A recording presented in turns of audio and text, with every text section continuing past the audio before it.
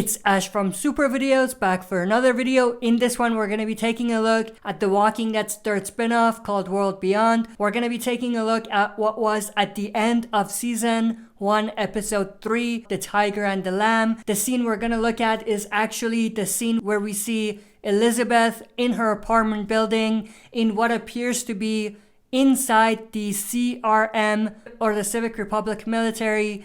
It's in this scene that we see at the end of this episode where Barca, who's one of the soldiers that reports to her, challenging her and asking whether they made the right decision or they made the moral decision to slaughter everyone at the end of Season 1, Episode 1 of World Beyond, which was called Brave, where the CRM basically butchered everyone at the Omaha colony. There's actually a few very interesting, I don't want to say references, but Easter eggs as far as CRM is concerned, and there's also some very interesting stuff in Elizabeth's apartment that we see that give us an understanding about who she is, what type of a person she is, and what we might potentially see going forward with Elizabeth, but also with the CRM. And there's actually some interesting things that could link back to Rick himself and even Michonne. We're going to look at all of those. So this is the scene right here. In this scene, we see inside Elizabeth's apartment, but also on the outside, we see a proper town or a proper city that is functioning. So it seems like even though we are in an apocalyptic world, the world outside, at least the immediate world outside that we can see, is very safe. If we kind of put this together with the teaser that we got for the Rick Grimes movies, we saw the helicopter going towards what seemed to be a city surrounded by these tall walls. So it seems like this city is that exact same city that Rick was potentially taken to. And it seems like as long as you're inside, you're safe.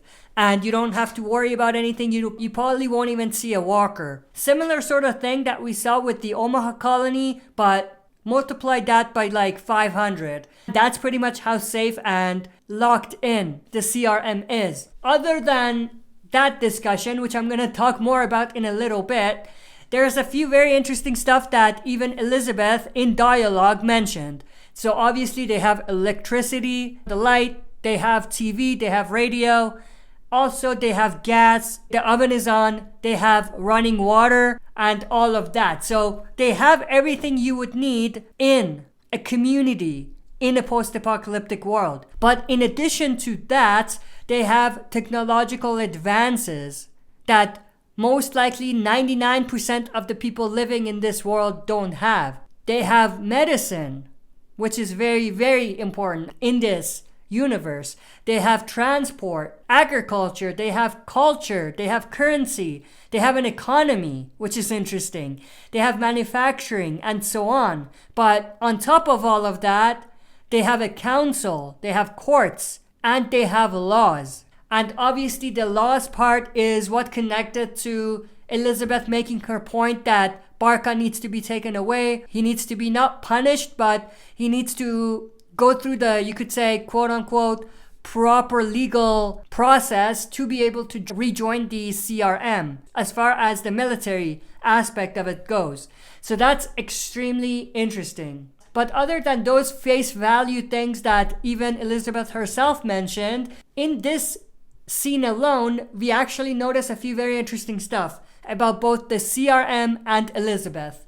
The first thing I want to talk about is the documents that Elizabeth had in front of her that she was reading. That document was actually a map that we can see right here. It's very interesting that she has arrows going all over the place. So they are expanding. This could also connect to other stuff that was mentioned on Fear the Walking Dead, as far as the CRM traveling long distances and basically trying to obtain resources from everywhere in the US. But other than that, we also see right by Elizabeth's side a gun. So as safe as her apartment building is, as safe as the community she's from is, she always has a gun by her side, which tells us two things. One, maybe she's paranoid a little bit, but two, she might have expected someone to challenge her. We see a very interesting poster on the wall that says, "Self-indulgence at this time is helping the enemy, which, if you ask me, is a very CRM thing to say. It goes back to how CRM, at least as far as they're concerned, are looking for the future, and they're looking for expanding and rebuilding civilization. So that could connect to that. But who are the enemy? That's my question. Who does the CRM see as the enemy? Do they see the people that challenge them as the enemy? Or do they have some group or possibly another colony that they are at war with, which is interesting. The other thing that we do see is a flag of the United Kingdom on the wall, because obviously Elizabeth has an English accent, so she is from the United Kingdom. But if you look outside, we see a couple interesting stuff. One is we actually see vines growing around buildings, which is interesting, which makes sense because even though this is a proper city in a post-apocalyptic world, it's still a city in a post-apocalyptic world. So I'm sure that they can't maintain the city as well as they are able to maintain a city in today's world.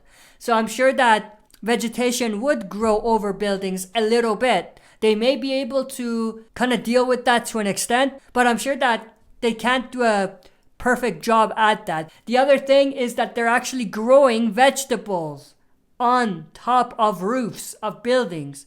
We can see a little bit of that in this scene, which is interesting. Even though they are not a farming type of community like Hilltop, they still have a way to be self-sufficient.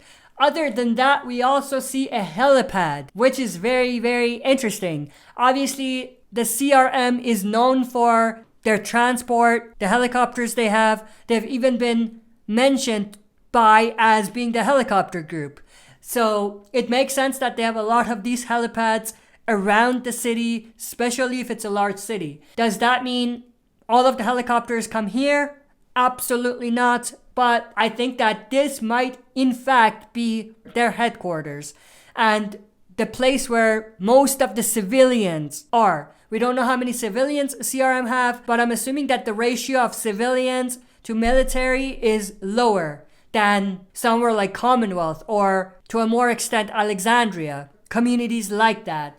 But the last thing we notice is the apartment buildings. There's a lot of them. So that's extremely interesting. And I think that is a good indication they have at least some civilians living there. Yes, some of those apartment buildings belong to soldiers and other CRM personnel, and even maybe government officials for the CRM, because it seems like they do have some of those. But at the same time, that's a lot of apartment buildings. And I don't think that there would be no civilians whatsoever. I think there's at least maybe a few hundred civilians. We do know that the CRM has 200,000 people living there, which is interesting. And it seems like that's the main headquarters, which is this city right here. I'm sure that not all 200,000 are civilians, but I think from that 200,000, maybe a few hundred at least are civilians, which is interesting. And that leads me to my next point. Going back to what we saw at the end of Michonne's final episode, where she found this caravan of survivors and joined up with them. Now, there's obviously two ways that this could go. Either all of these are from the CRM, which I doubt, or these are just regular survivors who are migrating from some place to some other place. And along the way, they find the CRM or something along those lines. And that would be where Michonne could possibly link up with the CRM and Rick at some point in the future. But with all of that said, that's pretty much everything that I wanted to go over in this video. If you enjoyed this video, make sure to share and smash the like button, subscribe to join our community, and press the bell to be notified when I upload. That's it for this video. See you next time for another super video.